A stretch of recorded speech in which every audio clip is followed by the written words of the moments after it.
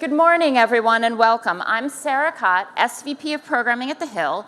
Thank you to everyone for joining us online and in the room for our event today, Veterans Voices. I'd like to thank our sponsors, Airlines for America, for their support of this important event.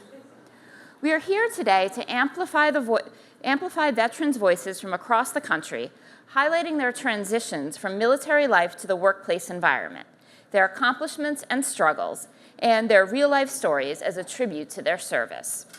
As the veteran population has been declining steadily over the years, the Hill's Veterans Voices show salutes the veterans across the country and will dive into such important topics.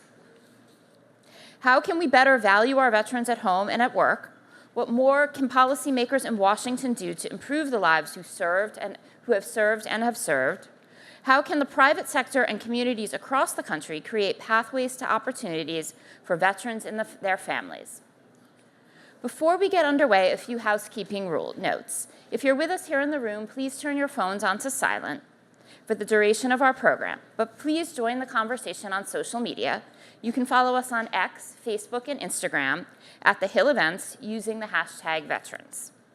And with that, I am delighted to begin our program with our first interview. Please welcome the Hill's Editor-in-Chief, Bob Cusack, and Congressman Seth Moulton, member of the Armed Services Committee. Good morning. Thanks, Sarah.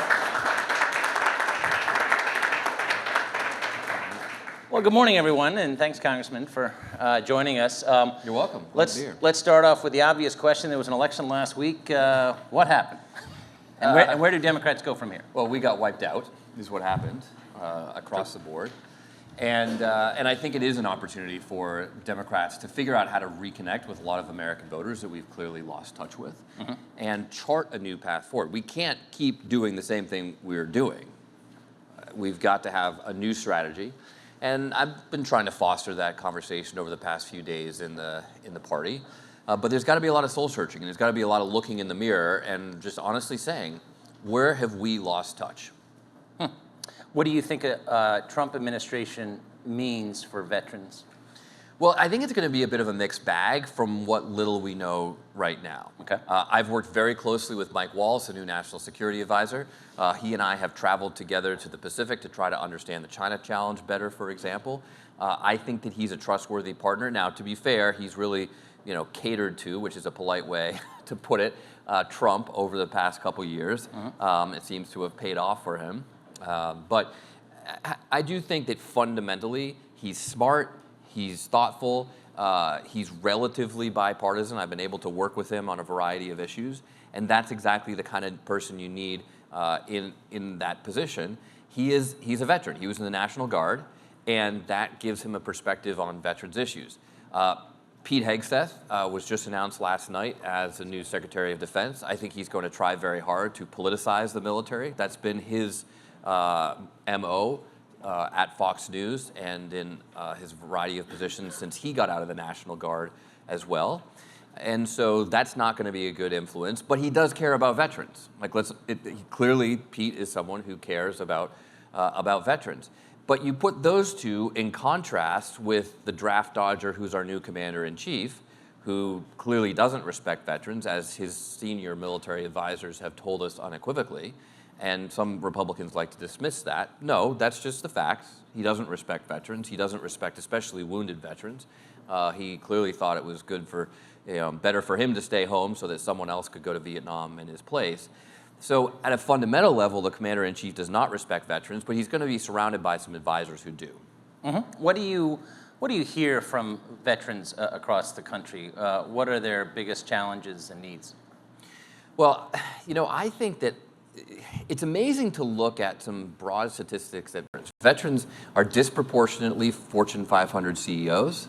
They have average lifetime earnings that are higher than non-veterans. They're more civically involved. They're leaders in our community. Veterans are also disproportionately homeless. They have higher suicide rates. They have higher drug addiction rates. So how do you get this bifurcation, right? You have many veterans who are extraordinarily successful and some who are literally on the streets. Well, I think a lot of that just comes back to the transition. And as a Marine veteran myself, getting out after 4 tours in the infantry in Iraq, I had some amazing opportunities. I was able to go to grad school, and yet I still found the transition very difficult. So I think a lot of veteran issues come back to whether you can navigate that transition successfully or not. Because if you navigate it successfully, then you take your leadership experience leading in literally the most difficult environment on earth and turn it into success back home.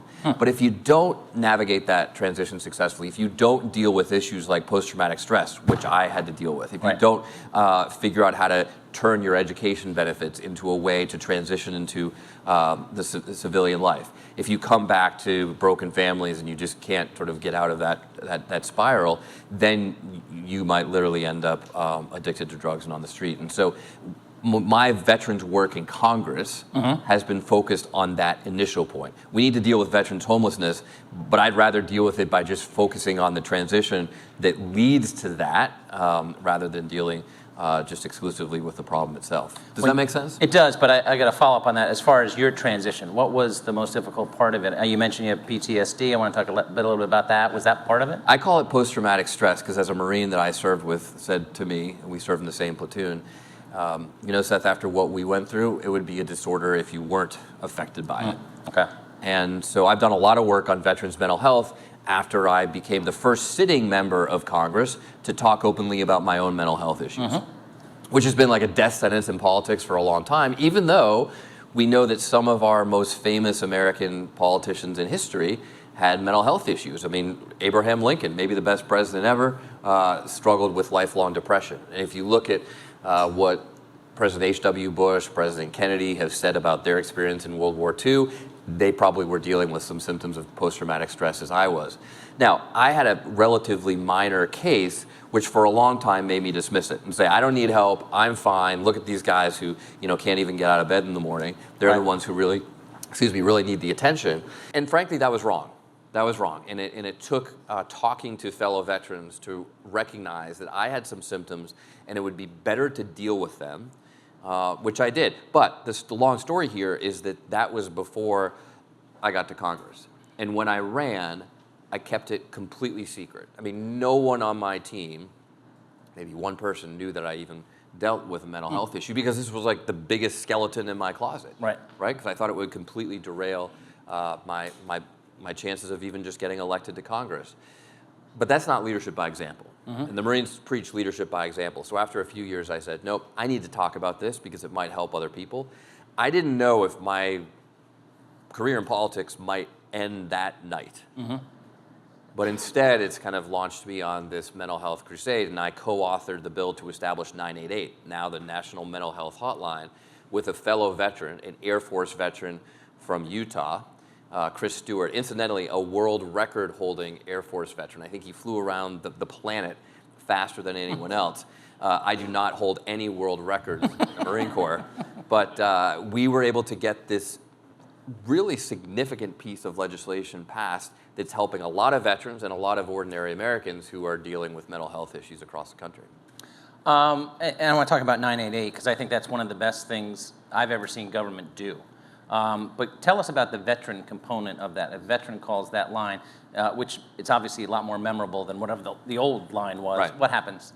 Well, you're going to get, I think it's literally you press 1, you get connected directly to the Veterans Crisis Line, which has trained operators, trained people who understand how to deal with these issues, but can speak specifically to veterans. And actually, one of the features of 988 is we're really trying hard to get these specific options open for a variety of people. So, if you call because you're getting insulted at school because you're LGBTQ, you're going to talk to someone who can speak specifically to those issues. If you call and you speak Spanish, you're going to speak specifically to someone who speaks Spanish.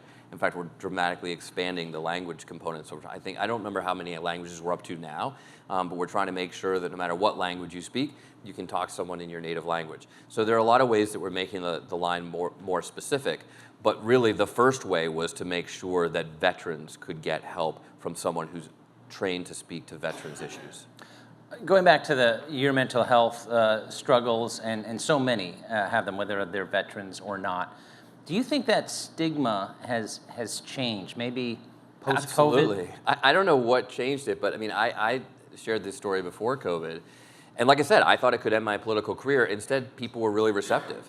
And I've had people come up to me all over the country and say, Seth, thank you for sharing your story because it's helped me share mine. And maybe the most shocking piece for me was, I mean, it's amazing. You go to like a VFW, I remember in Las Vegas, and a Vietnam veteran came up to me and said, I have struggled with post-traumatic stress since Vietnam, and I've never talked about it. I'm going to go get help now. I'm going to go talk to the VA. Mm-hmm.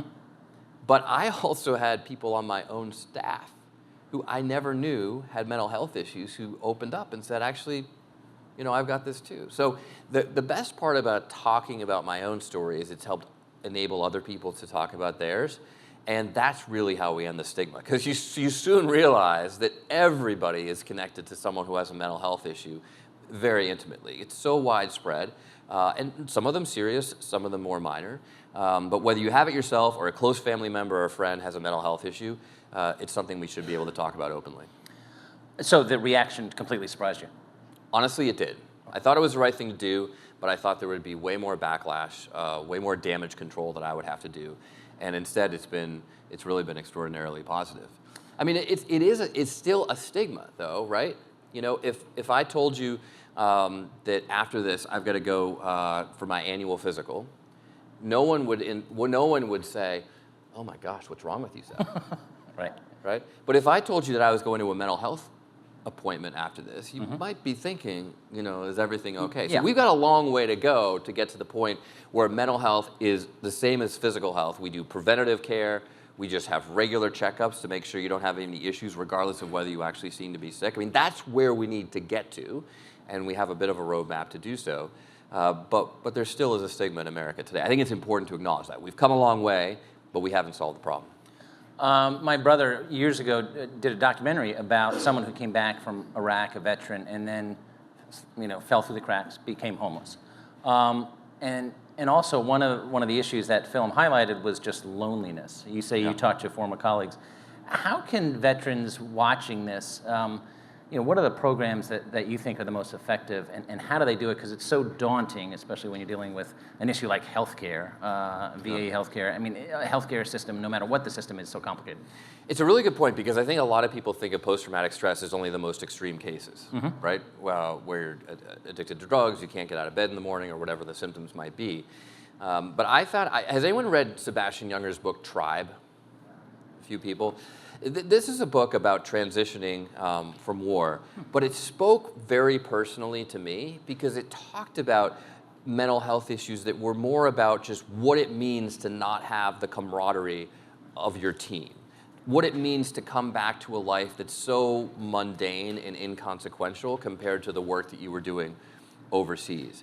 And that kind of transition, including just loneliness. You know, you're used to being a part of this amazing team, doing some of the most difficult work in the world, and now you're home. And you know, I was going to grad school. That was a great opportunity, but it felt pretty meaningless, to be honest. You know, sitting in the back of a classroom at Harvard, great opportunity, but God, compared to what my friends were still doing in Iraq or Afghanistan, this is like this doesn't mean much. And so there are a lot of different ways in which the transition can be difficult. But the best part about talking about these issues as veterans is veterans can also, I think, set an example for the rest of the country. In fact, even we mentioned preventative mental health care. Some of our elite special forces are doing mindfulness training right now, which is a form of sort of preventative mental health care, because it helps them do their jobs better. And that's a great example to set for everybody else. As far as last question, it's a big loaded question, but over the next 10 years, we like loaded questions. Yeah. Where, you know, I think that the treatment of veterans' mental health has come a long way over the last decade. But what's the next decade's challenges, especially with military challenges across the globe? I mean, honestly, President Trump was elected because of domestic issues, but he's got a lot of foreign policy challenges, and a lot of foreign policy. Hopefully, not more wars, but some conflicts potentially. Yeah, and some things that could turn into wars pretty quickly. Yeah, exactly. I mean, Xi Jinping could invade Taiwan and start World War III in the Pacific. Ukraine could go nuclear, or Putin could get the message that he's going to get away with Ukraine and therefore go after a NATO country next, which means U.S. boots on the ground. I mean, it is a dangerous world. I think we've got to be honest about that. But back home with veterans care, and specifically on mental health, there's a couple things we need to do. 988 dramatically increased access to emergency care because now everyone knows. You wake up in the middle of the night, you don't need to find a phone book. If you or a loved one has a mental health crisis, you just dial 988. Mm-hmm. But then what happens next? Because it turns out that after you get that intervention, which by the way is saving thousands of lives a month, by some estimates, 95% of the calls received to 988 result in a life-saving intervention. So think about that. Think about how many people are calling 988 and it's literally saving their lives. But you don't get cured like that, right? Right. You know, you don't fix a broken ankle just by getting a Band-Aid. So what needs to happen next is you have to have follow-on care with a therapist. It's very hard to find mental health appointments. We don't have enough providers. Mm-hmm. I've also worked on increasing mental health access to active duty members to try to head off some of these problems before they become veterans. We need to do more to make sure that service is accessible when you're on active duty, no matter where you are in the world. And ultimately, we've got to get to this point where it is so normalized that we're doing preventative mental health care and not just responsive or reactive mental health care. In the same way you go to a physical and might say, you know, you're fine, but you could lose a little weight. You know, are you exercising enough? Mm-hmm. That's where we need to get with mental health care. And that ultimately will make the veterans community stronger and safer. It'll make our active duty forces more effective. And I think we'll be a stronger nation. We've run out of time. Please thank the Congressman for joining us this morning. Hey, thanks so much. Well done. Thanks. Please welcome to the stage Republican Senator Jerry Moran of Kansas, current ranking member of the Senate Veterans Affairs Committee. Senator, how are you? Good morning. Hey, thanks for joining us. You're very welcome. Big day on Capitol Hill. Thanks for joining us because I know you got a leadership race, you got a lot of transition stuff going on. How does it all feel? I'll ask you the same question. What happened last week? What was your read on it? Obviously, maybe a different take than the Congressman. Bob, I would tell you that I'm not anxious to leave, so you can take this long if you'd like. What's going on in the Capitol is certainly interesting, but it becomes very personal for those in the room. But delighted to be back in Washington, D.C. for purposes of reorganizing the Congress. My take on the election is there are just a lot of Americans out there who feel like themselves, their families, their kids and grandkids aren't as well off as they want them to be. They're concerned about kind of the values that are pushed upon them. And it also, I would say that my take from this election is that the prognosticators, the pollsters, the analysts didn't have a very good clue of what was going on in the country. And there's just a lot of people out there who speak when they voted. And seem somewhat, important for us to be paying attention to. I shouldn't say somewhat. That sounds too lessening. But we ought to be paying attention to what people, I think, say when they vote. And I hope that Republicans and Democrats. It doesn't mean that needs to continue to be this continual divide. I hope we work together and hope we find solutions to problems. And I do think that the best, opportunity for a person to be reelected if they're already in office is to do their jobs well, and that generally means, certainly in the Senate, where it takes 60 votes to do something, it means that you're going to work together with other people to try to get a result. Results are not often, I'll talk about this whenever we get to veterans issues, but it seems to me that too often we do things that are introducing pieces of legislation, and we have a press conference and we announce the legislation, but we don't always get those bills passed. We get the credit for the event, right? But we don't follow through and actually get the legislation passed, and that's just the first step. The other part, I would say, is the American people also deserve that the legislation has been implemented and is working, and we're paying attention to those things. So a message from the election, from my perspective, is that Americans ought to come together. They ought to work to solve problems, and a lot of people feel like we haven't been doing that. Just last question on the Trump transition.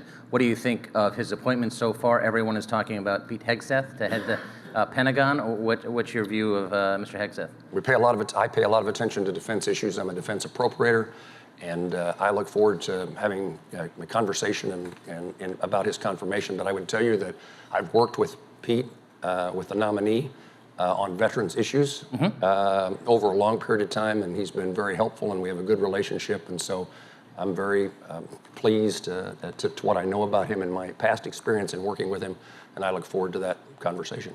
You are the longest, and this is a great factoid, longest serving lawmaker on Veteran Affairs Committee, going all the way back to the House to 1996. That was a year before I came to Washington. That's a long time. What have you learned You should from all be those? politer than to say that's what you just said. Well, I'm killing myself too. There is no, I'm not a veteran, which is perhaps to my detriment in my relationships with those who advocate for them. But I was in high school at the time the Vietnam War was coming to an end. If you were a year older than me, certainly 2 years older than me, you served in Vietnam. And I saw how my own high school classmates were treated upon their return, saw how Americans were treated upon their return on the news. And just as a 16-year-old kid, I'm saying, this isn't right, and I'm going to do everything I can to pay my respect, express my gratitude, and try to compensate for what I saw. And so when I came to Congress, there was nothing that would suggest I was going to be in Congress, so I never envisioned the rest of this. But I asked to serve on the Veterans Affairs Committee. When I came to the Senate, I asked for the same thing. In the House, I chaired the subcommittee that was responsible for health care issues for veterans. We don't have subcommittees in the Senate. And I was the chairman of the Veterans Committee once before for about a year upon the departure of Johnny Isaacson. And then I've been the ranking member under Senator Tester, or beside Senator Tester, and now potentially become the, I wouldn't want to leave any doubt about that, become the chairman of the Veterans Affairs Committee. I think you're going to be chairman. Congratulations. Let's talk about what will be the agenda. Obviously, this committee operates more in a bipartisan fashion than most. We have, and we do, and I certainly, I think my reputation would suggest that would be the case, at least my efforts as we go into the new year and the new Congress. And of all places that we should be bipartisan, it would be the Veterans Affairs Committee. And there are very few issues that really should divide us on partisan lines. And I say, the agenda is continuing to do many of the things that we've already done. And I would go back to what I said earlier, implementation. The PACT Act was a great success. It can be even a better success. It all depends upon its implementation. And we need to be providing the oversight that is necessary to make sure the department does things right. My general focus on issues on veterans in the Veterans Affairs Committee really revolves around what you would call, as a member of Congress, casework. And that is what I know about what's going on in veterans' lives. Certainly is from the witnesses and the testimony and the hearings that we have, but it really comes from home. When I meet somebody, they stop me, they tell me what's going on in their life. I visit VA hospitals. We have 3 VA hospitals in Kansas. I visit them on a frequent basis, outpatient clinics, CBOCs. But mostly it's just the mail, the emails and conversations. And I just was, of course, at Veteran Day event, and the stories that people tell me about where they're not getting what they need or where they're slipping through the cracks is really where we focus. And one of the things that it is difficult to change the VA broadly, and one of the satisfactions that come from what I do or what most of us do in regard to veterans is pretty frequently we can solve a veteran's problem. But when you solve a veteran's problem doesn't mean you solve the problem for everybody else who may very well have a similar kind of problem that the veteran that's talking to me has. And so the question is, how do you turn making this circumstance better, not just for the person who happened to run into me or happened to have the fortitude to call and write and seek out our staff, but then the person who didn't do that gets left behind because we just solved one problem, one case, one person at a time. And that's a great thing, and it gives you satisfaction. But we need to be able to change the system so that if there's a problem that's here, you address it, you address everybody else's problem. But our agenda will, again, be implementation of acts. I mean, I am an author of the Mission Act. It's one that I care a lot about. And it's perhaps in part because of my When I was a congressman in the House, being a member of the Veterans Affairs Committee, I represented a congressional district the size of the state of Illinois. There is no VA hospital in that congressional district. And so distance, the rural nature of Kansas, the rural nature of many places in the country, lend me to be very interested in finding ways for veterans to access care at home or closer to home. And so Mission Act will be front and center. It's one of the, we've had challenges, in my view, with the Department of Veterans Affairs in the way they interpret it, and they've had overt and covert, at least what I see, as trying to reduce the role that the Mission Act plays in veterans' lives. And I want to make sure that the law is followed. Not that they do something that is too much the other way, not trying to privatize the VA, but do not have a bias against community care if the veteran chooses community care. And in that Mission Act, it says one of the ways you can get care in the community is if it's in your best interest. Best interest defined by you and your provider. And that's not a decision for somebody at the Department of Veterans Affairs to make. It's a healthcare issue to be decided by a veteran and his or her provider. We were involved in the John Q. Hannon Act, mental health. I heard a bit of what was said before I arrived. I mean, I think a main issue that we face in that regard is just the lack of healthcare professionals, mental health care professionals. And we can have all kinds of programs and policies, but unless we have people to fill the positions. And so, I mean, we'll just work our way through, and we'll have hearings. I'll be talking to my Republican colleagues. I'll be talking to my Democratic colleagues about what their agenda, what they want to see on our committee. We'll be talking to the veteran service organizations. We'll be talking to veterans at home in Kansas. And that agenda will evolve over based upon what we hear. But I also can tell you that most recently, I mean, we've got consumed by trying to fix the budgetary issues for the PACT Act. The VA claimed that they were $3 billion short, and if we didn't get it fixed, veterans would not receive their benefits in the 1st of September. It turns out that they miscalculated. It wasn't right. There wasn't a problem. They didn't need the money. They still indicate there's $12 billion in healthcare needs of veterans that are unmet. But we need to make sure that they justify, verify, and certainly we've insisted that they explain how they got in this position of underestimating their budget. You could spend your whole time on the Veterans Committee trying to get the VA's administration to work better. Who is going to be your counterpart? Obviously, Senator Tester lost his re-election bid. Who's going to be the ranking member to your chairmanship? I don't know. We have a long line, of course, of Democrats on the other side of that aisle. The one that the first three, I think have already either, they may have served. I don't know that they're termed out. I don't know exactly what the Democratic rules are. But they're going to be chairmen, in this case, ranking members of other committees. So I think you get to Senator Blumenthal at the place in which this conversation first starts, and it become an understanding, which I don't have, of the rules of the Democratic caucus about how many ranking member positions he could have. And then you work your way. I think Senator Hirono is next. I think perhaps the least senior, and incidentally, we're losing two really good members of the Veterans Committee on the Democratic side, Senator Sinema and Senator Manchin. I wish they were there. But I think maybe the end maybe is Angus King, who again, even if you got to that point in seniority on the Democratic side of our committee, Angus King would be a great ranking member as well. It is complicated, but you think that it'll be, regardless of the changes, the bipartisanship will continue? Every intention on my part is to see that that's the case. Well, Senator, I know you've got a big day. Thank you for joining us. Please thank the Senator for joining us. You're welcome. Thank you. Hey, thanks so much, Senator. Well done. Well done. Oh, no, that's fine. I've lost my voice. Well,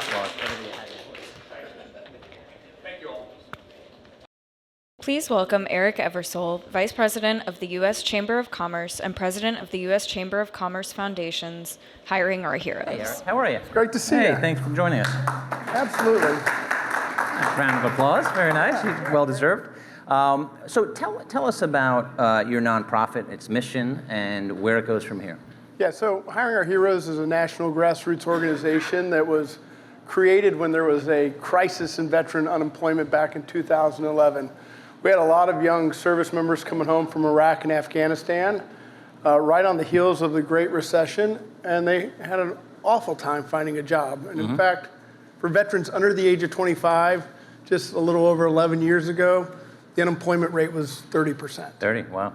And so organizationally, the chamber created Hiring Our Heroes to really leverage our state and local chambers to help those unemployed veterans in local communities find meaningful careers. But as we started to tackle unemployment, we really started to shift our focus to the transitioning population. We really wanted to prevent service members from simply going home and becoming unemployed. How do we change the transition process? So much like college campus recruiting, how do we connect those service members with jobs before they leave that military installation? And those programs, did they exist before 2011? Well, they existed locally on military installations. And But that was not nationally. But it wasn't nationally. And so think about it from any of your colleges. If the college only served the local community, that created missed opportunities for a lot of service members, 70% of whom would go back to another location away from the base. And so what the chamber was able to really do was bring in that national coalition of companies with jobs across the country, start to treat transition like college campus recruiting. And we've seen massive sea changes in how service members now find jobs. And again, we've seen great unemployment rates that are lower than their peers in the civilian population. What are the numbers now, roughly? They're about 3%. They've been 3% for 6, 7, 8 years. And it's been a big change. But our work is far from over. A lot of service members are still suffering from underemployment, as you were talking with Representative Moulton about the challenges with transition. It's not just about finding a service member a job. It's about finding a transitioning service member and military spouses jobs that provide purpose and provide meaning and leverage all their incredible skill sets. And that's really the problem right now is we can get them a job, but if we're not taking advantage of their tremendous skill sets from a business community perspective, then we're missing out on a tremendous opportunity. What are some of the success stories that really kind of have lifted you up and told other people about that, hey, this is why you should hire a veteran? Well, there's kind of a couple sides of that. We're seeing companies, Fortune 50 companies, that are creating incredible teams to recruit veteran talent into their companies. They're doing amazing work on that front. And that's uplifting to see because it didn't exist 10 years ago. But on the service member side, I think we have to think about these young service members through two lenses. One, where did they come from originally? And a lot of these young service members come from lower and middle income families. They're blue collar families. Student Veterans of America will tell you that when they decide to use their GI Bill, 2/3 of them are going to be first generation college students. And so these are amazing young men and women who are pulling themselves up by their bootstraps, looking for economic opportunity, but they come from backgrounds that don't necessarily understand how to leverage their skill sets in 21st century economic opportunity. So that's a lot of what we do organizationally is really help them open their aperture as to what opportunity looks like in this country, where does it exist, what does a pathway look like, and why, because of their background, their leadership, their resilience, their problem-solving skills, they are a model of what the 21st century workforce needs to look like, especially as the workforce changes as a result of AI. What do you think, speaking of AI, what do you think that would mean for veterans? Oh, I think it's a tremendous opportunity for veterans. We have to remember with AI is that there is the technical component of it, right? What the machine is doing, but it's the human element that's going to distinguish companies that leverage AI well and ones who don't. And service members, more so than I think any population in America, understand something that machines don't, which is nuance. You think about that combat veteran that is in, trying to decide whether somebody is trying to hurt them or their teammates based on intelligence, and being able to analyze it and say, yes, this is a threat, we have to eliminate it, or someone who says, no, that's just a person in the wrong place at the wrong time. And the consequence of that decision is life and death often. And so being able to keep perspective and the nuance is something that service members are trained to do from day one. Their critical thinking is important. But I'll tell you the other thing that I think is really important for our veterans and businesses who hire veterans. The half-life of a skill set now is about 4 years. It's actually changing very quickly. It used to be 10 years ago, it was 10 years. Give me an example of that. So IT, Python, as an example. The shelf life of those skill sets used to be 10 years ago. It's now 4 years and trending towards 2 years.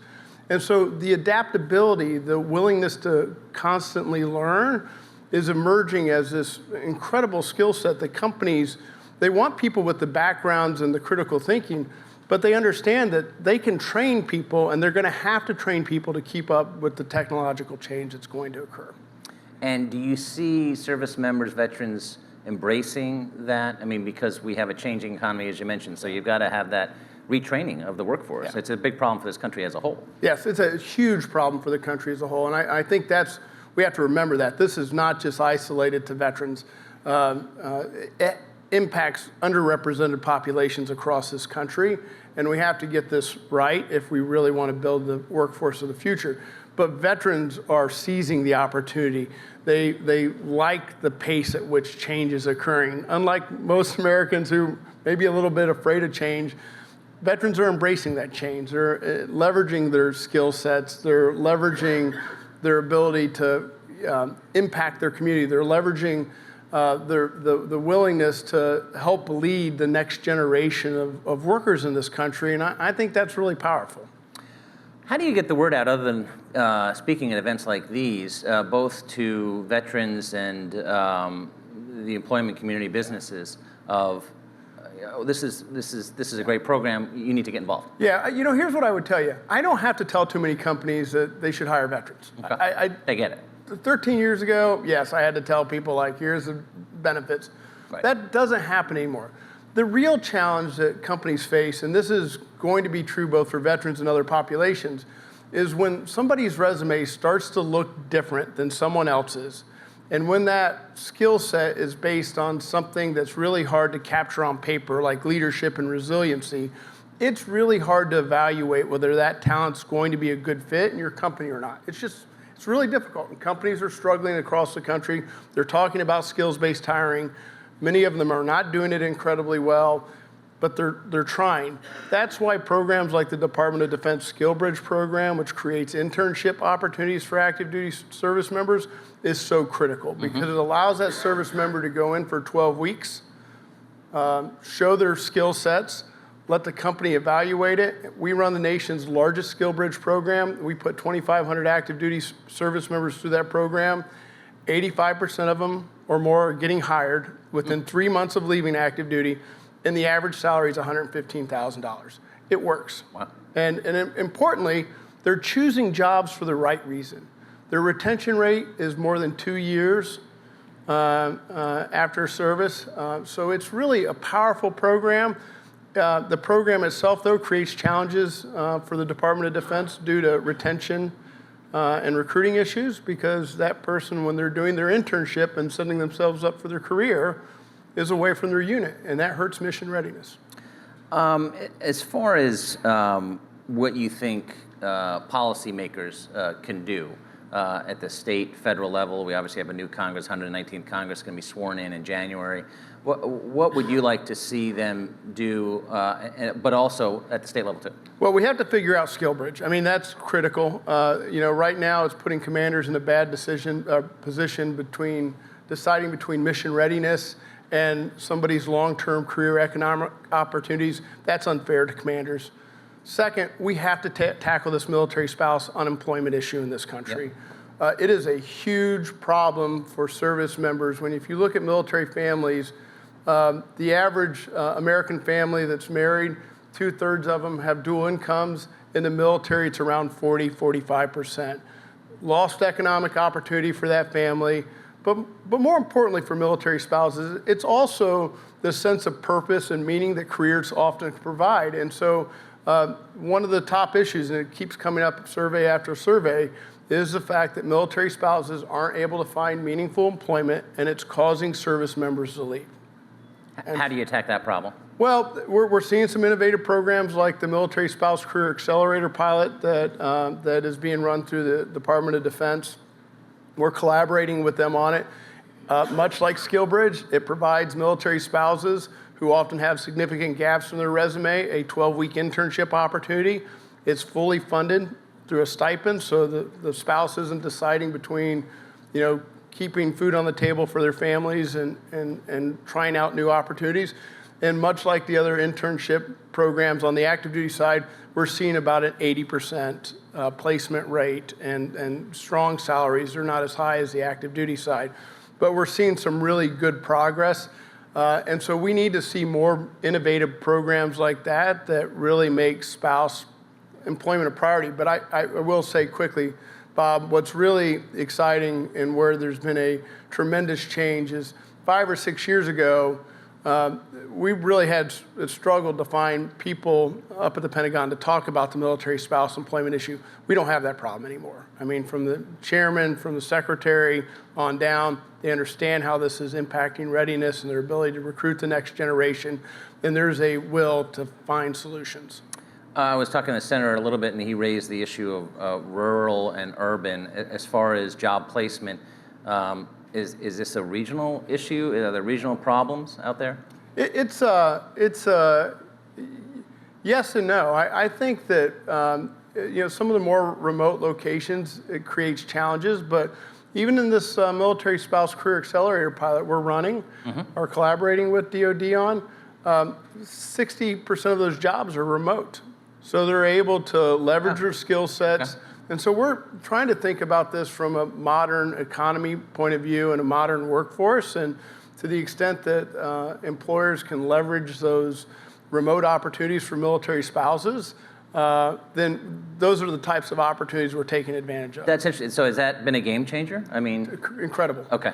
Because it's not just solving the near-term problem of I'm unemployed, and then 2 years later I'm moving again and I'm unemployed again. Right. And then 2 years after that I'm unemployed and looking for another opportunity. These are jobs that they can take with them, and that's really been critical to success. But here's the other thing we're seeing, and I think this has been really great, is that the federal agencies are now really leaning into military spouse hiring as well.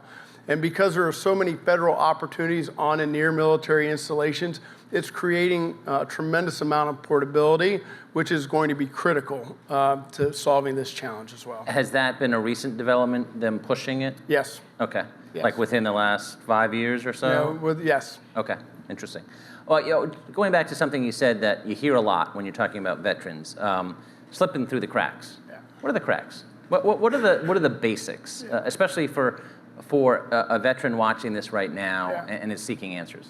Well, I think that here's where I would tell you where I think we need to do a better job, and then I'll answer where the cracks are, because I don't think, as we have implemented transition programs over the last decade, the Transition Assistance Program in particular, we still don't have any data as to what our service members need as part of the transition. No data. No.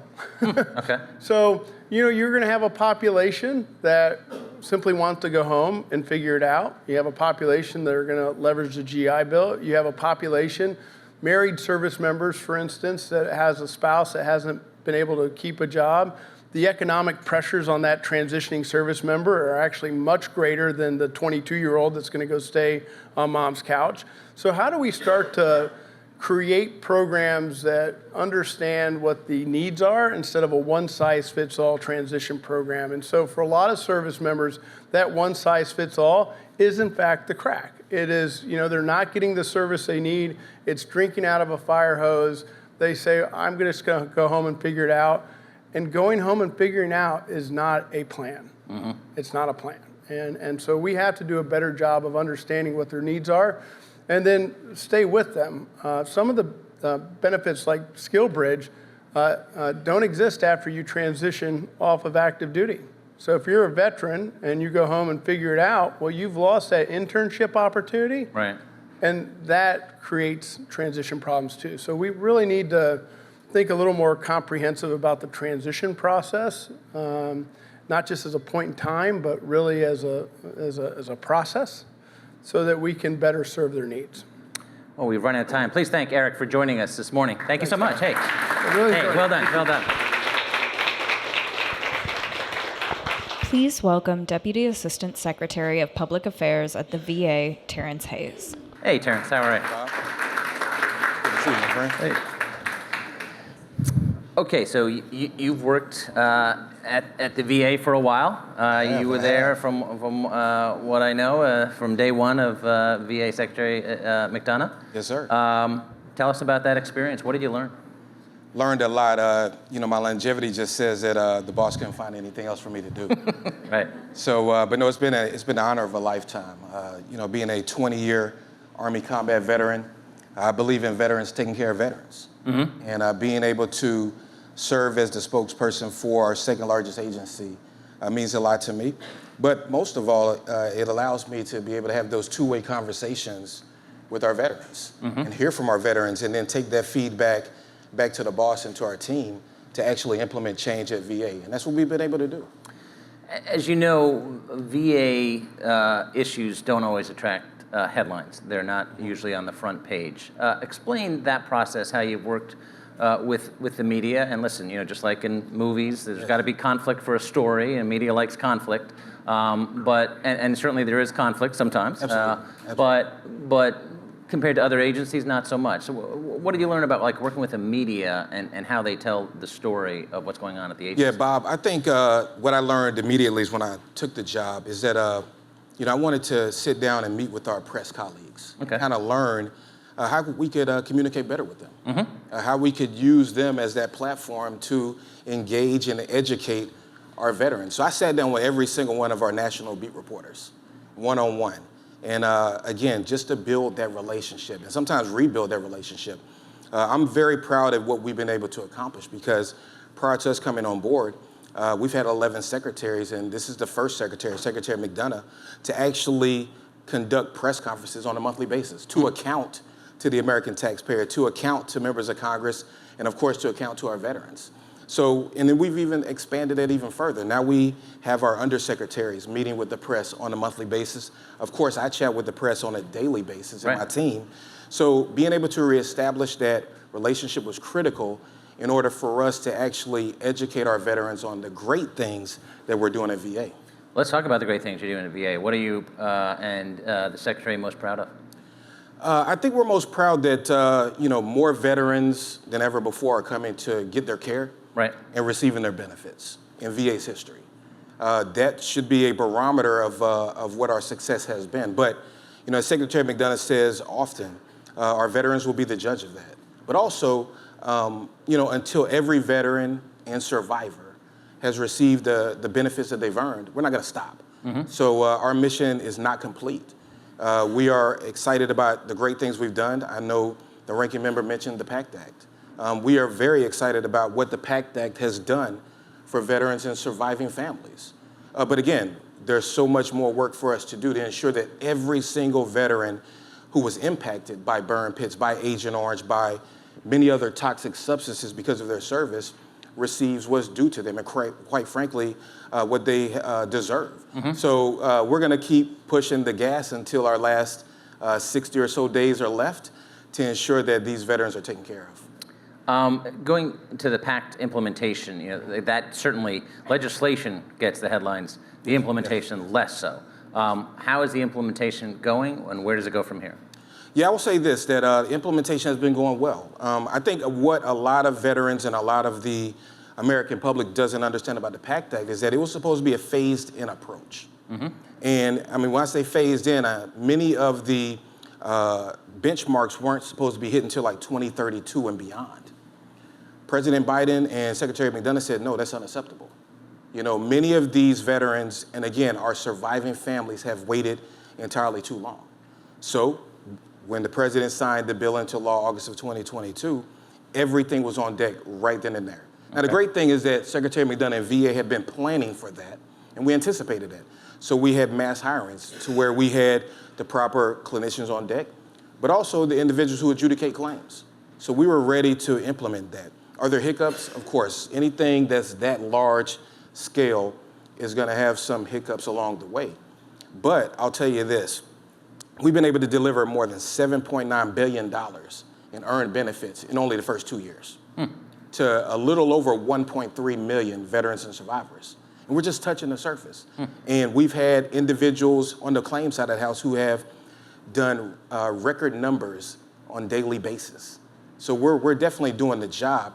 And then we have team members who are volunteering for overtime to ensure that we're getting the benefits to our wonderful veterans as quickly as possible. So we're doing a lot of work. We're very proud of the PACT Act, but again, there's still more work to do. I want to give you a chance to respond. Senator Moran was talking about the budget shortfall controversy. I know you've taken some media calls on that. Yes. Why did that happen? What's the latest on that?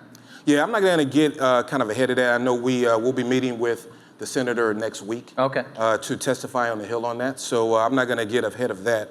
But again, I'll tell you this, and this is, again, very important for your audience to understand, is that we're going to do everything we can to deliver on that promise of getting the benefits and care that the veterans deserve. And that's what we're doing. We're dedicated to doing that. And we're going to work with our members of Congress to do that, with our veteran service organizations to ensure that we're doing that. And to all those veterans out there, your VA is going to continue to shift how they operate to fit into your lives, so you're not having to fit and adjust your lives into the VA system. That's a pretty good answer. You've been doing this a while, haven't you? Advice for the next administration is part one of the question. Number two, what do you think the President-elect Trump should be looking for? A lot of speculation, a lot of articles out there who could be the next VA secretary. What qualities should that person have? Yeah, we're going to be getting ready to work with the transition team in the next few days or so. Okay. So we're definitely going to have those conversations with those new team members who are going to assume the post at VA. And we're going to just continue to just let them know that the number one thing that they need to do and to ensure that their North Star is everything needs to be veteran-centric. Okay. And that's what, again, the Secretary has demanded of us. And we're going to exactly have those same conversations with those team members who are going to transition. So our focus isn't going to change on that. We hope that they continue on the progress that we have done. Again, as the senator and the congressman noted earlier, I think one thing that we can agree to in this town is that veterans issues should be nonpartisan. Right. And I think that whoever does assume that post, my prayer is that they continue that mantra and that everything they do focuses on that veteran and that surviving family. What do you think are three of the biggest problems veterans face now, based upon what you hear via feedback? Yeah, that's a great question. I think with the veterans that I chat with, I think one is just understanding the VA system. Okay. Some of them have lost confidence in that system over time. We ran into a Vietnam War veteran who, for years, decades, was denied his benefits. And so when you hear those stories, you're very... It was just a mistake? No, it was not a mistake. The system was just very challenging. Okay, and it just frustrated. And because of the PACT Act, though, right, it eased that burden for us to get to yes for this gentleman. Okay. And within months, he was able to receive a 100% disability rating because of the PACT Act. And again, but for 30 and 40 years, he had been denied. But that's one of the challenges, is just navigating this very tough system that many folks aren't really aware of or how to navigate it. That's one of the challenges. Another challenge, I think, from what I've been told from various different veterans, is that, they don't know where to kind of start.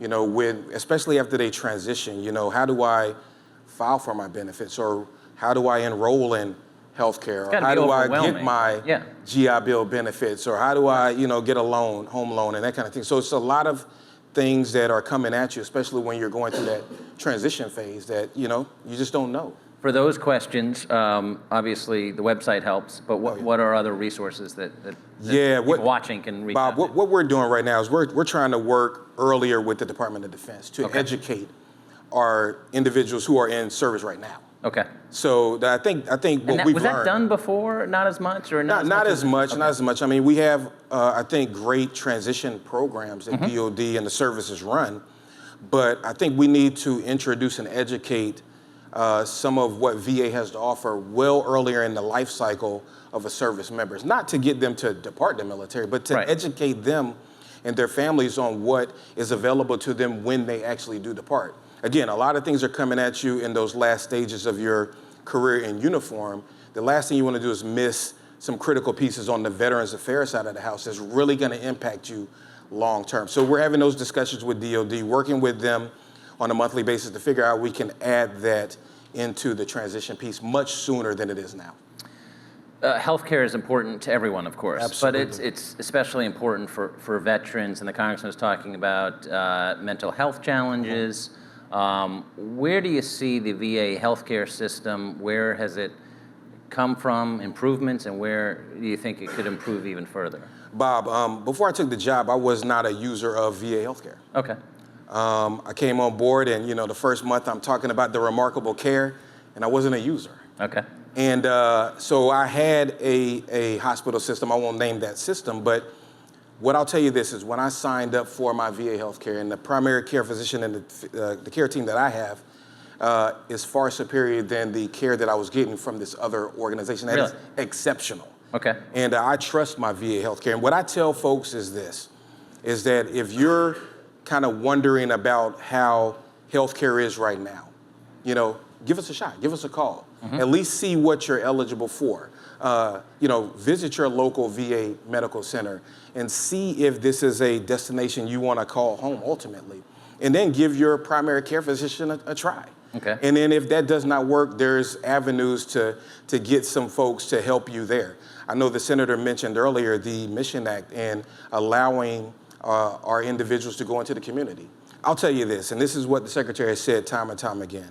Whether you're getting your care at VA or in the community, we're going to assist our veterans to get the best outcomes, whether that's under us, under our roof, or under the roof of a community partner. We're not going to withhold any veteran from going into the community. So again, I want to make sure that it's crystal clear to our veterans who are watching today that you're going to work or be able to work with your healthcare team to determine what the best outcomes are for you individually. So that's a two-step process. Number one, you've got to convince a lot of people to try the system. Absolutely. That's number one. Okay. Absolutely. Now, if they do it, is there any data polling that says, yeah, this is, as you said, this is a really good system. It's better than the old system I was under. Yeah, I mean, if you've seen these CMS results over the past 2 years, we are far exceeding even our non-VA healthcare systems. And we don't put these surveys out. We don't take the data. This is independent data that's given to us. So there are hospital systems under the VA umbrella that are far exceeding their counterparts in their communities. Are there some systems in the VA system that need to do more work? Absolutely. When you have a system this large, especially an integrated system this large, again, there's going to be some challenges. And we're putting our fingers on fixing those challenges for our veterans. But again, if there are any veterans out there right now who are wondering about VA healthcare, and is it still the VA of 10 years ago, 20 years ago, 30 years ago, it's absolutely not. Again, we have the absolute best clinicians on deck. We're continuing to recruit the absolute best on deck to ensure that when veterans come to VA, that they are treated properly and they get the absolute world-class care that they deserve. About a minute left. What did I miss? Anything you want to close with going forward, whether it's bipartisanship in a very polarizing time? And go ahead. I think the last thing I'll say is this, again, we have about 2 months left on deck, Bob. Right. And I want folks to know that, we have full intentions to continue to work A+ each and every day till January 19th. So I want our veterans to know that there's still some issues that we're delving into that the secretary has at his highest priorities that we're going to have our attention on until our very last day. And we're not going to be satisfied until we actually accomplish those tasks for our veterans who are moving into the future. Again, this is about veterans helping veterans, and this is very near and dear to me. And again, I'm excited for where VA is going to go into the future. Very nice. Running through the tape, right? Absolutely. Terrence, thank you for joining us. Please thank Terrence. Hey, that was good stuff. Well done. Thank you, man. It is now time for our panel. Please welcome to the stage Lieutenant General Brian T. Kelly, President and CEO of the Military Officers Association of America, Danny Vargas, Chair, CEO, and founder of the American Latino Veterans Association, Allison Jaslow, CEO of Iraq and Afghanistan Veterans of America, Jennifer Silva, U.S. Army veteran and Chief Program Officer at Wounded Warrior Project, and Cindy Noel, Assistant Director of Field Operations at the VFW's National Veterans Service. Welcome all. Thank you.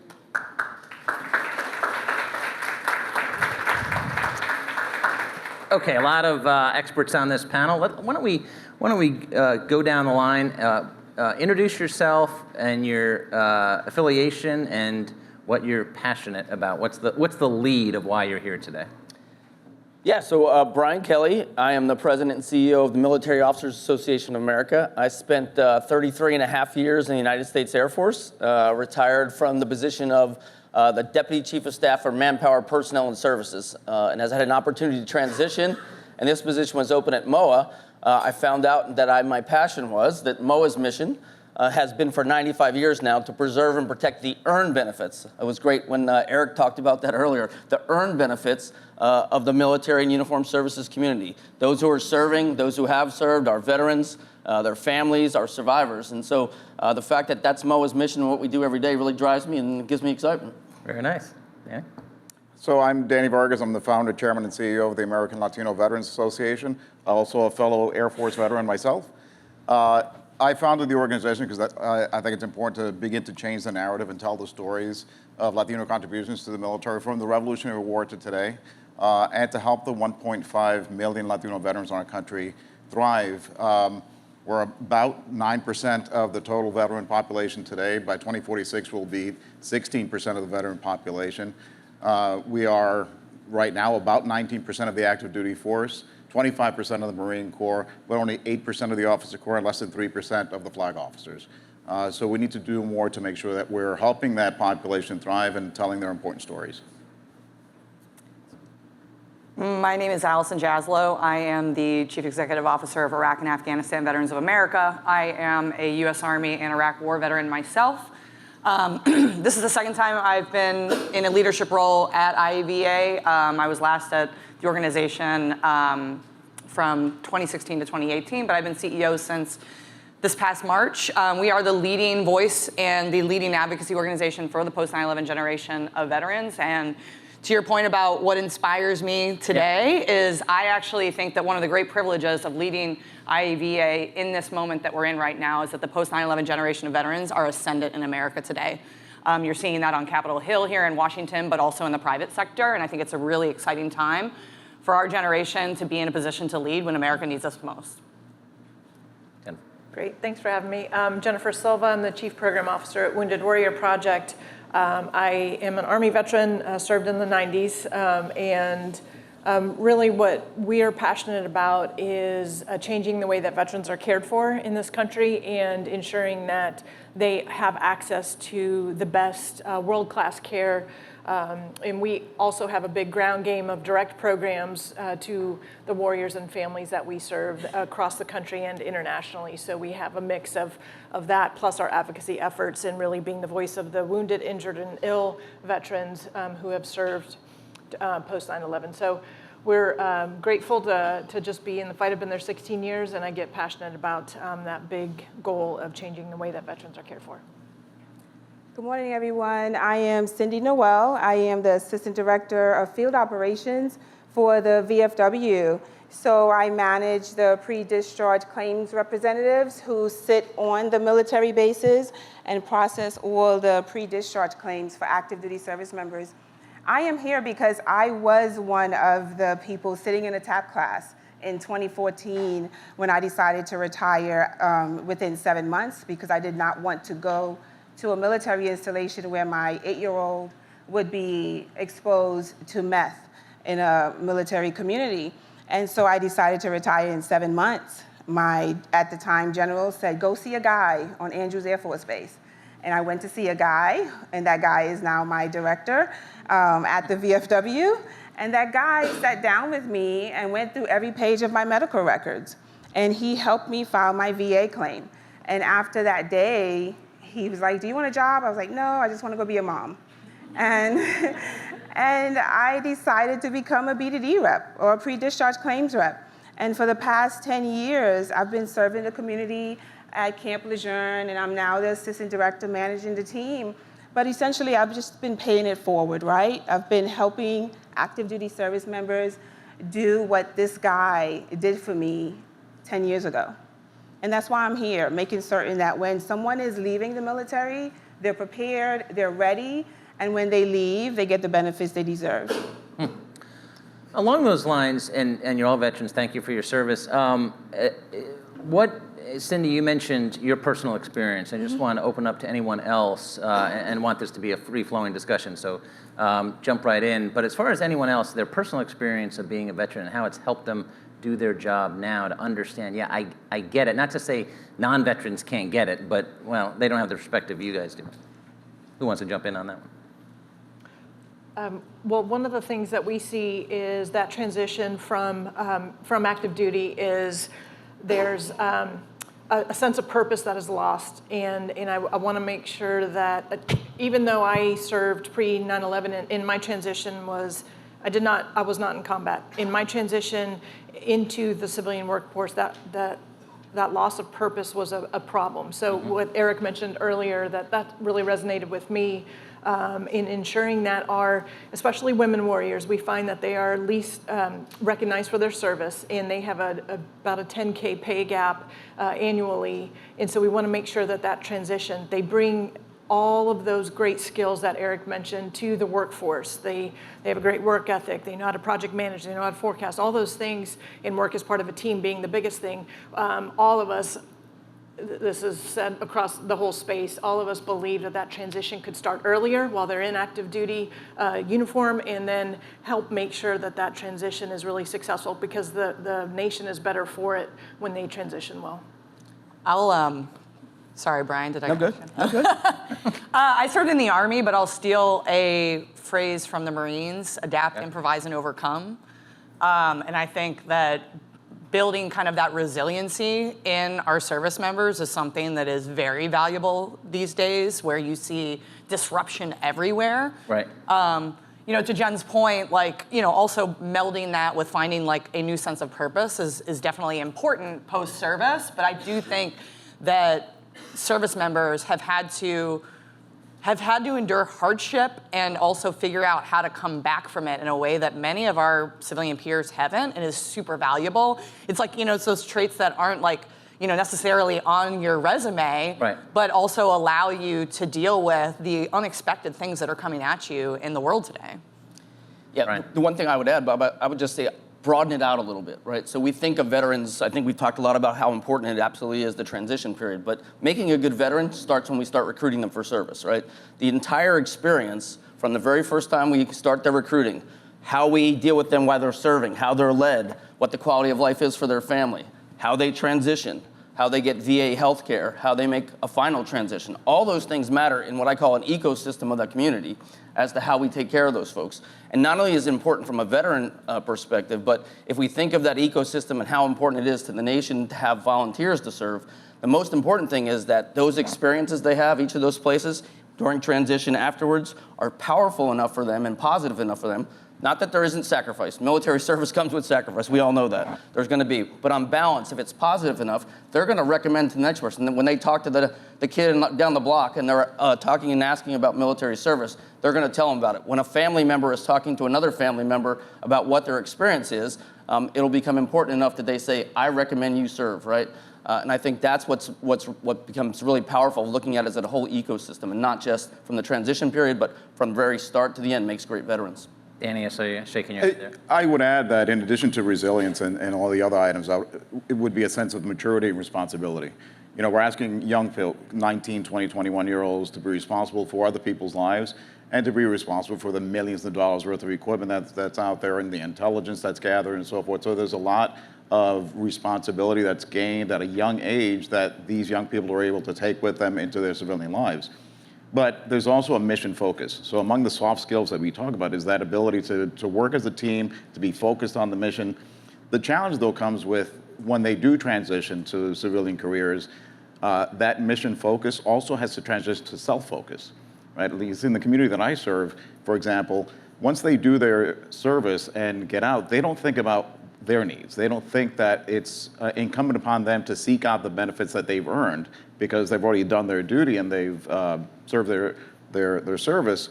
So they need to transition not just that mission focus, but also focusing on themselves and doing what they need to make sure that they're healthy and that they've accessed the benefits that they've earned. Cindy? But this is why having the pre-discharge claims reps on the installations is so important. Because if you leave it up to the individual to exit the military and then think about the benefits afterward, they may never get to it, right? Because let's be fair, let's be clear. People transition for various reasons. They may have a family emergency, they may have a horrible commander, they may have a horrible first sergeant, they may have a horrible experience in the military, and they're like, I just want to get out of here. And so they hurry up, they sit through TAP because it's mandatory, they're not paying attention. Listen, I have sat through TAP classes from start to finish. I've literally sat through it from a Monday through Friday. I've made it my business to sit there and watch the service members, and some of them are paying attention and some of them are not, right? They're absorbing it and they're not. So the ones who are rushing to get out of here, if we don't have someone in there, this is why the VFW is so, pushing the TAP Promotion Act. We need to be in the room. The veteran service officers, we need to be in the room sharing what we do, telling service members to file their claims, telling them about the benefits that are available to them, so that when they transition out, it helps to tamp down on houselessness, right? Food insecurity, because you have someone E4, they're getting out, they may not be able to go back home, right? They don't know how they're gonna eat. They may not be going to school like the congressman said. He went to grad school, but not everybody get a chance to go to grad school, go to college. So we have to make sure before they leave the service, they have an opportunity to get access to these benefits that the VA has for them. Mm-hmm. Danny, I just want to go to you as far as Latinos and having a hard time getting benefits. How has that changed, maybe improved, and where do we need to go? So part of it is cultural, that humility that I talked about earlier, that sense of being focused just on the mission, just on the job, not on yourself. So we have to overcome that. I think the other aspect of it is, the way that you communicate with that population has some nuance to it. You're probably better off communicating with a family member as opposed to directly with the veteran, because they are so humble, but the family member will force them to go in and try to access their benefits. But I do think that it's important that we find ways to be able to engage them in ways that are meaningful. So they over-index in social media, for example, and radio. So being able to communicate with them in the traditional means that the general veteran population may not be as effective with that population. But it's a large and growing population. So as I said earlier, it's going to be 19% of the veteran population by 2046. So we need to be more proactive and intentional about communicating with that population. Brian, can you talk about an issue that's going to be a problem for a while, recruitment challenges? Yeah, I think, we've been talking about, so Danny's talking about influencers in the Latino community, but influencers in general are recommending military service. So this is people who have served, people who are serving, your parents, your neighbors are recommending military service to the next generation at alarmingly lower levels than they used to. I think we went from 74% of those who were serving or had served recommending military service to 59% in a 2 or 3 year period. And the idea here of making sure those influencers, our recruiters do a great job, right, but the real people who really do a great job are the influencers. And so making sure those influencers had a good experience or visualize a good experience for service is really important. As I was saying before, this idea of it being a complete continuum is important to us. And so one of the things that we're going to do at MOA is we're going to hold a conference that we call Total Force Plus. And this Total Force Plus conference is going to be basically that discussion from beginning to end, from recruiting all the way through veteran care. It's going to have a forum for academia, industry, DOD leaders, VA leaders, our VSO and MSO leaders, our rank and file members out there to come and have conversations about how do we advance solutions so that the experience you have through that entire spectrum is positive, so that you will, when it's your turn, you will tell that next person, yes, you should join, right? When you become the influencer or your family watches your experience. Now, again, there's lots of potential challenges out there, and we have great organizations who are there to help those folks who are there.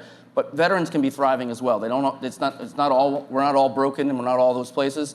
But if we are, we've got great organizations and great ways to help them out. But if we do that and bring that ecosystem together, which is why we're going to have this Total Force Plus conference in October of 2025, we think we can start to have the conversations that change the influencers so that they will start recommending military service at a higher rate again, and now your retention, your recruiting will go back up.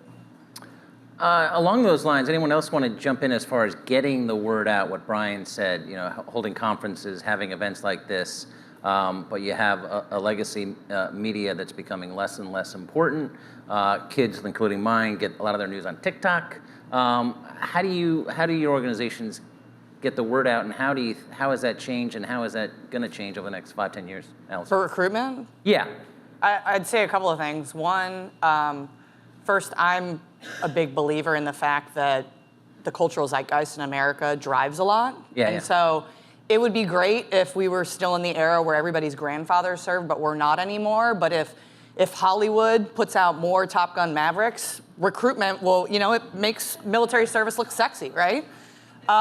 Is that, do you see the movie Sideways? I was in Napa Valley, and they said after Sideways came out, sales of Merlot went way down because the character hates that Merlot. Right. But I mean, is it that powerful that you see the numbers just pop when something like that hits?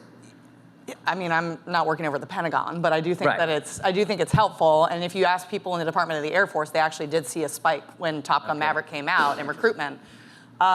It makes it more real. If you didn't grow up in a military community or a part of a military family, you're just very disconnected from the experience. You don't, it's the old saying, you can't be what you can't see, right?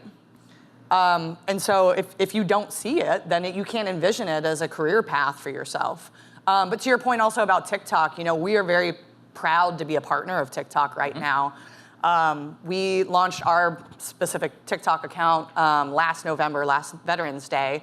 And I think if you want to really meet people where you're at, it's important for our advocacy work, but I was actually joking with the folks at TikTok. I was like, if we're out there and IEVA is making being a vet, military service cool because of the population that is TikTok first, if you will, we'll actually probably help the military with their recruitment issues, because they'll be seeing content from vets about military service in their news feeds in a way that could actually help the Pentagon as they're also debating sort of the national security risks of TikTok, et cetera.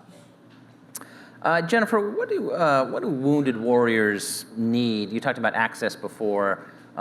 Expound upon that maybe people don't realize. And one of the things that I want to get from this panel is kind of when you see public officials or policymakers, what do you want them to get that maybe they don't get? Well, we're grateful to have been really investing heavily in mental health care from the get-go. We consider ourselves as a stopgap in filling in gaps where the VA may have some issues getting them access to care. First of all, we believe that it should be really great world-class care. And I think that is provided both in the VA and outside the VA within our Warrior Care Network and other providers. And we need to strike when the iron's hot. When a veteran raises their hand and says, I'm ready to get treatment, I'm ready to get some help, we need to be ready and agile. And that's what I mean by access. So standards that help, especially in areas like our RTP, residential rehabilitation treatment programs, where it's a tough case, and we need to be able to get them into those treatment programs within 48 hours or whatever the standard is, and make sure there's clarity across the enterprise. Those are some things that we find that are very important, and the VA can't do it alone, we can't do it alone. We have a very big investment in direct mental health care, but it could be light. Maybe the warrior or the family member needs some light mental health care, some adjustment things, but then when they need that acute care, we need to make sure as a community we know where to go, we know how to get them access to care. Oftentimes it is working with their spouse or their caregiver, and getting it as a friendly option into that. And one of our approaches is we have a lot of connection programs. Get them in, have trust built, and then kind of get to know them, interview them, motivationally interview them, and then get them into the care that they need. We serve a population, over 90% of the warriors that we serve are using VA healthcare. And so we are a true partner with the VA in that, ensuring that when we have programs that are appropriate for them, we're also advocating for them to go back and use the VA as well. Anyone else want to jump in as far as VA healthcare? Terrence obviously talking about how the program is great, and there have been a lot of comparisons GAO has done to other healthcare programs, and it does rate very well. Yeah. But maybe Cindy, what do you think, and what do you think it could be enhanced? I think what I see dealing with the active duty community as they're transitioning out, a lot of service members, when they're going through specifically TAP class, you know, they're taught to register. However, a lot of times they don't. And so when they transition out, they reach back to us as their VSOs, and they're like, well, what do I do about healthcare? And we're like, well, you have to register. So we walk them through going into their local VA clinic, taking their DD-214 with them, and registering for healthcare. Oftentimes, the service members, they're thinking, well, I don't have a disability rating, so I can't have VA healthcare, and that's not true. You know, you served, you can walk in, you can register. And I tell them, even if the person at the front desk in the VA clinic may not know the correct information, call me back, right? Mm-hmm. And I will tell you, listen, ask to speak to someone else. So a lot of time it's misinformation. Sometimes I actually got an email from a captain. I did his claim, and he's like, what do I do about TRICARE? Sir, you know, there's no more TRICARE. So a lot of times service members are transitioning out and they do not have the right information. So I had to let them know, you get VA healthcare, but guess what? He's overseas. He's now living in Switzerland. So that's a whole nother thing that has to open up, because he has VA healthcare, but now you have to introduce the VA foreign medical program that he now has to battle with, because he is not going to be able to get treatment for some things that he may not be service connected for. So VA healthcare works if you have the information, if you know how to walk through the process. And I share with transitioning service members, you get more bees with honey than vinegar. Right. So don't walk in there screaming and yelling at anyone. Just be kind and ask the right questions. Right. And so that's my job, and the BDD, our pre-discharge team's job, is to say, listen, here are the questions you need to ask. And our job, our goal, you know, the VFW, we just try to walk everyone through this transition process, because guess what? This is the first time, and it's probably going to be the last time that everyone is going to do this, and we're going to walk you through it. We're going to, you know, make sure you do it right. Mm-hmm. Hey, but one of the things about VA healthcare, I think, and I was really pleased to hear Senator Moran talk about the PACT Act and talk about it was good that we did, but now you actually have to deliver on all the things that are there. One of the things that we've been trying to work on at MOA, and we've been partnered with the Disabled American Veterans, DAV folks, is, so how do you take what we did in the PACT Act, but make sure that you're improved on it for the next time? And so we created this blueprint called Ending the Wait. If you looked at, it was 31 and a half years between exposure to care. That's too long. That's way too long, right? And so how do you reduce that time frame down? And how do you make sure that the next exposure, that we don't have to wait another 31 and a half years, and you have a blueprint, you have a way to go through and make sure that that timeline is put down, and that the VA healthcare, who's doing a great job on the PACT Act, is prepared for the next thing, right? So you don't have to wait for Agent Orange and whatever that's going to be. And can you give DOD some formulas and ways to make sure that they're prepared when they have exposures, which they're going to have, to make sure the next group of people are there. And so when the 119th Congress gets in place, we're going to be working with Senator Moran and everybody else on how do you take what we did in the PACT Act and now blueprint it forward to make sure you can prevent things from lasting 31 and a half years before you get care next time. Danny, I want to ask you, we're in Washington 1 week from the election. Latinos moved convincingly toward Trump. Without getting into too much of the politics of it, but what do you make of that? Because this is a demographic that is so important in the country, right, and it's growing, as you mentioned earlier, right, and now it's becoming politically more powerful. And what's the meaning of all that? Well, I would say one thing. The there is no single Latino community in the country. It's a very diverse community, 23, 24 different countries of origin, but it's also not monolithic, right? So lots of different views, Republicans, Democrats, Independents, and they will sway depending on the candidate, depending on the issues that are top of mind at the moment. But I also think that it's important that we find ways to be able to address the issues that are of concern, not just during the upcoming election, but year-round, right? There are too many instances where parties and candidates and campaigns will swoop in September and try to capture a portion of that vote. No, it's not going to work. And I think parties are beginning to learn that it's got to be a year-round engagement, not just outreach, right? There's a difference. And so I think the results of this past election will prove that that level of engagement is not just beneficial, it's essential for any future elections. And I think that we're driven primarily by the economy. I think that's, at the end of the day, it's the price of eggs and those kitchen table type issues. But I will say, going back to the previous question in terms of the VA, I think the VA does a great job communicating with folks that are already part of the system. Right. The challenge are the folks that are sort of untethered to the system, which is a large portion of my population. And to Cindy's point, once they get out, to try to get back in and access those benefits is more challenging. It's incredibly cumbersome. So there's got to be a better way of being able to make it easier to be able to get through the system. It's a system of attrition in many cases, and too many veterans just give up. You know, after the first denial, the second denial, they're like, I'm done. And we've got to figure out a better way to do that. Allison, as far as we're in a very changing, evolving world, especially with AI, combat has changed a lot since when you served in Iraq. I mean, where are we going from here? We have foreign policy challenges around the globe, and I was mentioning earlier that, like, yes, Trump got elected mostly because of domestic issues, but the foreign policy challenges are great, and that obviously has a huge effect on recruitment as well as veteran care. Well, to your point about how warfare is changing, I mean, just over the last couple of decades, you know, when I was on ground in Iraq, we went through probably 3 or 4 different iterations of body armor and also, you know, technology that helped scramble IEDs and IED triggers in just a year's worth of time. It is, you know, the warfare has transformed ever since in a way that Brian is way more intelligent on than I am because he was recently in the Pentagon. But it's, you know, it's wild that you can actually have somebody who is a UAV pilot serving in Tampa Bay right now who can execute and neutralize terrorist threats in the Middle East. So, you know, that is a fundamentally different environment that we're operating in right now. Right.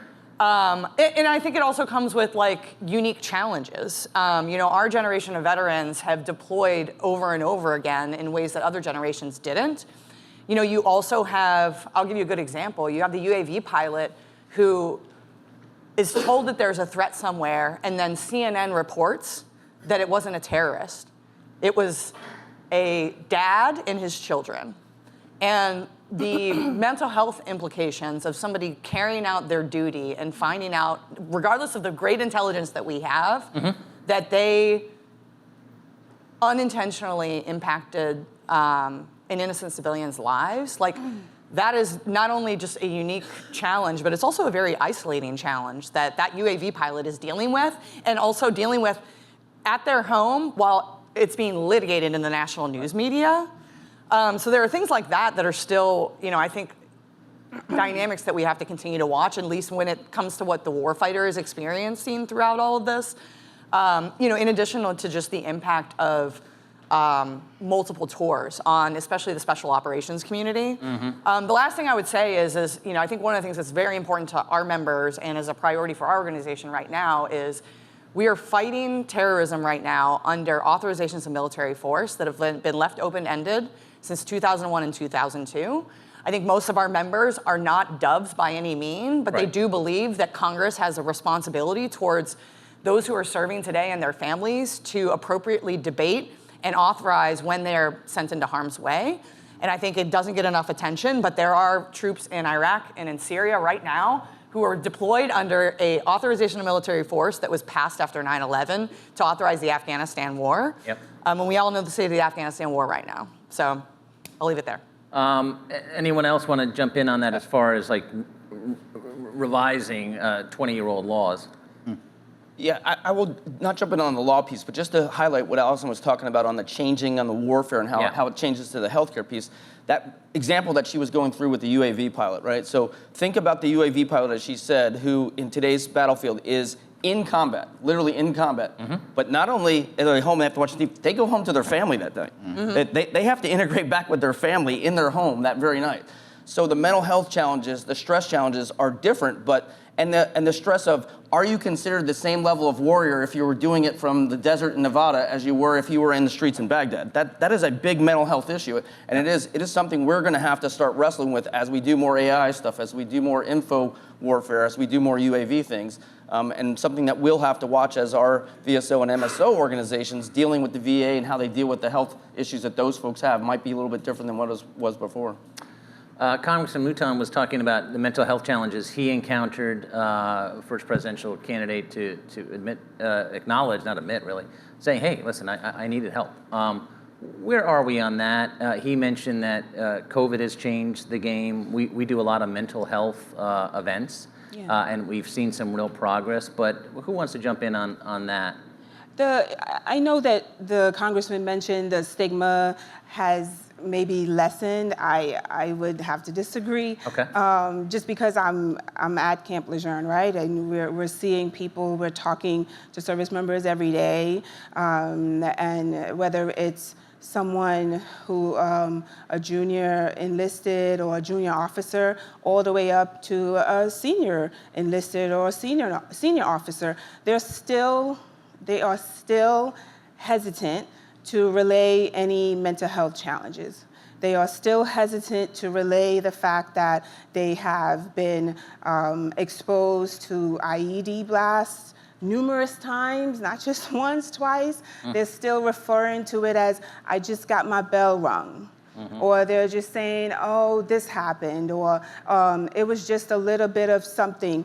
And even as you hear, as part of a retention tool, sometimes mental health specialists will refer to as stress related to work instead of calling it post-traumatic stress disorder. So there's a lot of different varying things that, apply to the stigma, or the culture hasn't changed as yet, right? And so I think there's a long way to go to where we get service members to be able to speak to what's going on without affecting their careers on a long-term basis.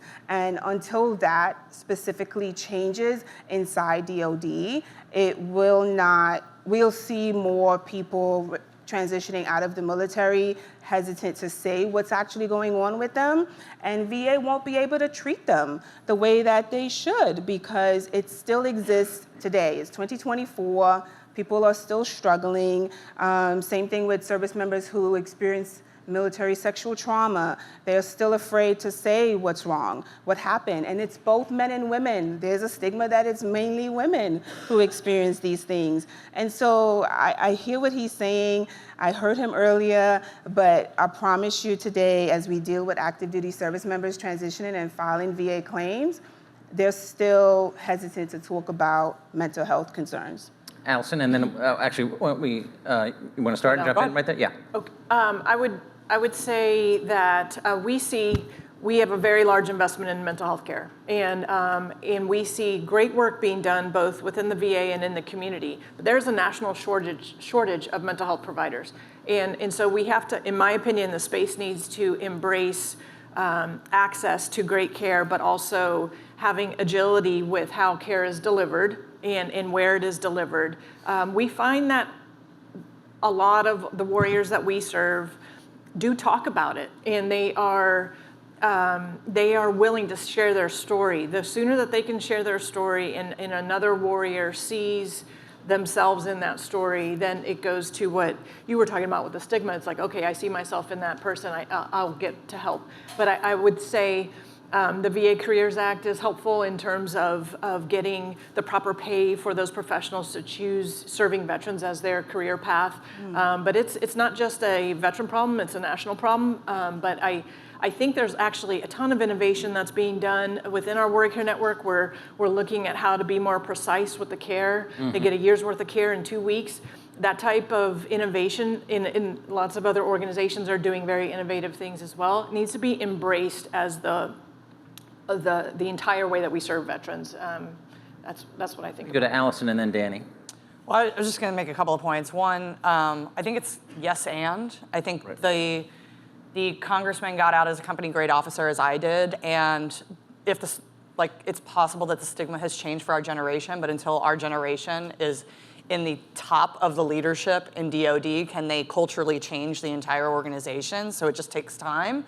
The other thing I would say too, is I remind people, especially lawmakers, that the military is 85% male, and it's not beta males who are signing up to join the military. And so you can destigmatize it all you want, but people who are tough, who've survived combat in many cases, I think it's just hard to accept on a very human level that you might be struggling in that way. Right. And I just think that that's normal. And so it's possible that we could have also destigmatized it, but destigmatized it for other people, but not ourselves. You know what I mean? Right. Which doesn't mean that it can just be hard for anybody, and myself included, who've dealt with mental health challenges.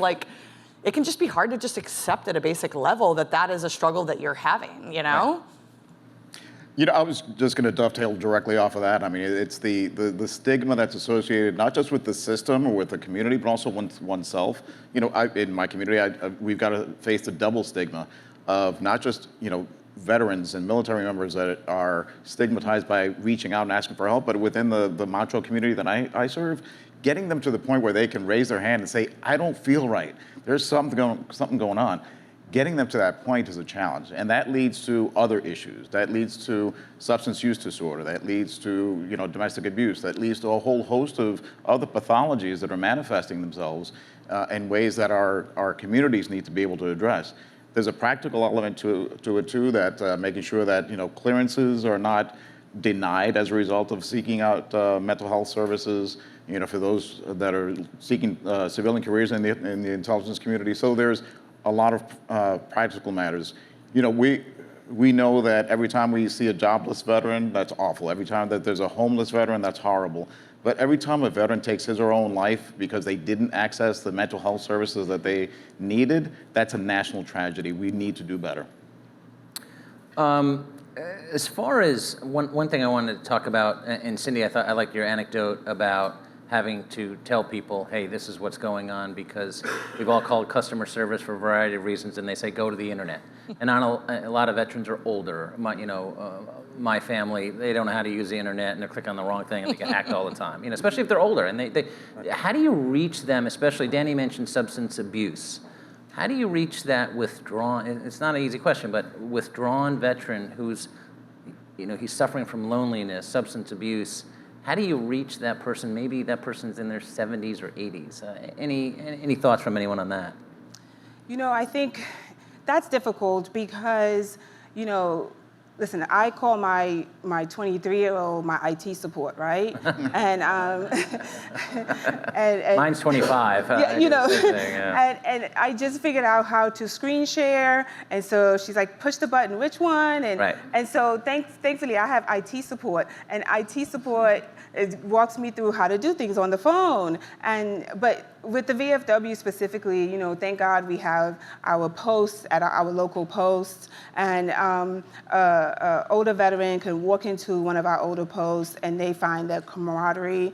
They can, whether it's they see steak night, they can drive over, they can drive in, and they're going to be welcomed in, and they can enjoy a steak, they can enjoy a cup of coffee, and just get what they're missing, right? And to try to do away with that loneliness and get someone who's going to talk to them about all the old war stories, and it goes on and on and on, trust me. And so, and it's a good feeling. And sometimes that's what you need, because they're going to find someone they can go on a walk with, they're going to sit down and read the newspaper with still, and they don't have a phone in front of them. And so that's what we provide. It's a nice, soft place to land. and not just for the older generation, but for the young guy who misses it. I remember a friend of mine retired as an E8, and he was like, Cindy, don't you miss this? And I was like, no, I don't. And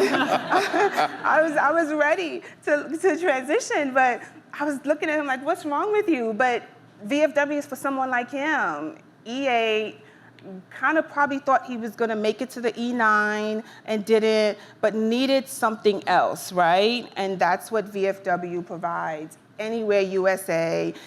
I went to Korea for work, and I went to the VFW at Camp Humphreys, Osan Air Base. It was one outside the gate, and they were talking about military stuff. And I was standing there like, oh, y'all guys, you really do this? And so that's what that's for. There's another aspect, but I hope the new administration will keep this at the VA. And Allison, I know you know, but they have this chief experience office at the VA, right? And so one of the premises that it recognizes is connecting and getting information to the different groups is not a one-size-fits-all, right? Okay. That you have different, the discussion that you have with the 80-year-old at the VFW is different than the discussion that Allison has with a 25-year-old at the IAVA, right?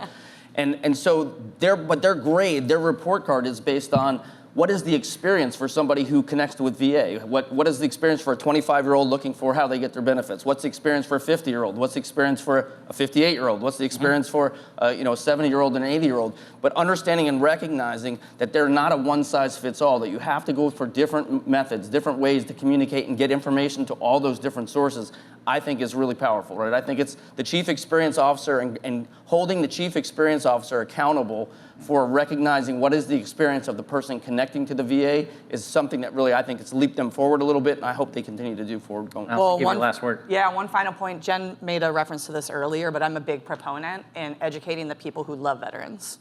So children, caregivers, et cetera, especially because when they find their moment of powerlessness, they might not have the information that they need. But if their kid does, or if their kid can say, like, Dad, you need to get help. Like, those are the people who can help the veterans the most. And so educating that population is as important as trying to get information to the veterans. That's a very good point. Very good point. We have run out of time. Please thank our excellent panel for a great conversation. Hey, thanks, Brian. Thanks. Yeah, it was well done. Well done.